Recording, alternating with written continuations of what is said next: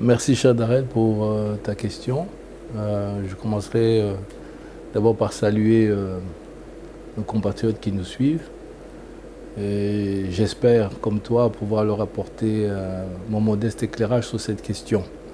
Effectivement, je suis du même avis que le président de la République sur cette question, considérant que depuis 2006, le texte de notre Constitution a été éprouvé à différents moments et il a déjà subi quelques modifications. Vous vous souvenez notamment en 2011 où son prédécesseur avait pris l'initiative de modifier la Constitution. On était allé dans ce que moi je qualifie de régression parce qu'on était passé des deux tours qui ont la vertu de conforter une majorité démocratique à un seul tour. Qui fait qu'aujourd'hui, le chef de l'État, lorsqu'il est élu, c'est un petit peu le mieux-disant au premier tour et ça ne permet pas de constituer des forces politiques d'une manière claire, d'une manière nette et improbable. Et la conséquence, c'est quoi? C'est qu'ensuite, celui qui est élu, en l'occurrence actuellement le président Tshisekedi qui est là, qui a été élu de manière éclatante avec 73% des suffrages exprimés, mais qui est malheureusement pris en otage par les acteurs politiques, chacun en ce qui le concerne, parce que chaque politicien à ce moment-là essaie de mettre en avant ses propres intérêts. Il y a une sorte de marché qui se met en place où les positions politiques se marchandent. On dit voilà, on attend que le bureau soit constitué, mais nous constatons tous que la mise en place de ce bureau prend énormément de temps.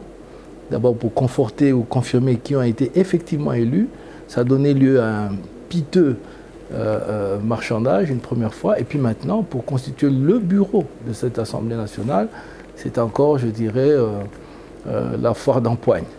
Donc ça c'est juste une illustration des problèmes que peut contenir ce texte fondamental qui est la Constitution. Donc il faut, je pense, de manière lucide, converger tous vers l'idée qu'il faut le reformer. Mais ce n'est pas parce que le président en fait la proposition que ça devient, je dirais, parole d'évangile. C'est une proposition politique qui doit rencontrer l'assentiment des acteurs politiques, sans être unanimiste, mais le plus large possible, n'est-ce pas? Il faut que différentes parties se fassent entendre et le rejoignent sur cette offre de révision. Ensuite, les mécanismes pour une révision constitutionnelle ou pour un nouveau texte constitutionnel sont connus. S'il faut une nouvelle constitution, personnellement je suis en faveur d'une toute nouvelle constitution, même si je constate que ça va être malheureux dans le sens qu'on va devoir aller de nouveau aux élections. Ce texte, je le souhaite avec des vertus non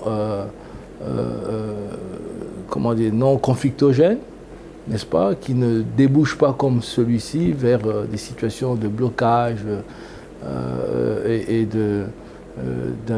d'incertitude politique.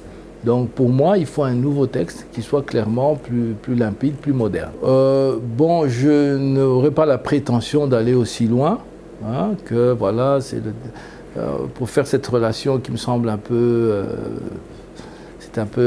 comment dire, un peu étroit. C'est aller vite en besogne.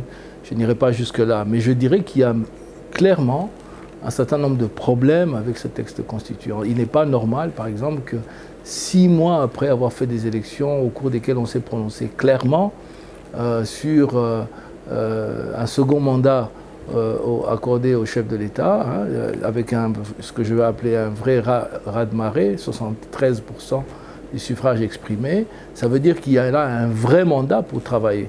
Mais ensuite, comme vous le savez, le gouvernement, pour être investi, doit aller devant la Chambre.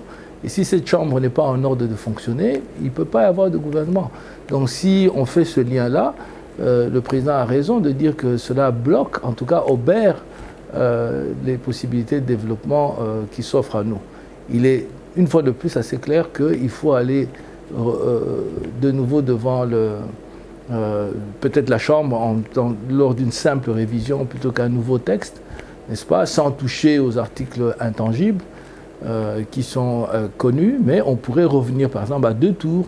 On pourrait faire en sorte que le gouvernement soit directement ou le plus rapidement nommé par le président de la République lorsqu'il a été investi et qu'il irait devant la Chambre tout simplement pour obtenir, on va dire, un cutus pour se mettre effectivement au travail quant à son programme. Mais il serait pleinement valide, pleinement en fonction du fait d'avoir été nommé par le seul président de la République. Je sais que nous avons emprunté beaucoup de choses à la Belgique en la matière, mais par exemple, il faut savoir que le gouvernement belge, quand il est investi, ne va devant la Chambre, va plutôt donner son serment devant le roi, il va à la Chambre pour son programme, n'est-ce pas? Et si devant la Chambre, ce programme ne reçoit pas l'assentiment des députés, ils peuvent alors tout simplement renvoyer le gouvernement à ses études, une fois de plus, et puis peut-être s'il y a à cette occasion-là une motion de censure, eh bien ce gouvernement ne pourrait pas continuer. Mais s'il n'y a pas de motion de censure, rien ne devrait empêcher un gouvernement nommé immédiatement par le chef de l'État de se mettre au travail et nous aurions gagné, par exemple, dans le cas d'espèce, 5 ou 6 mois.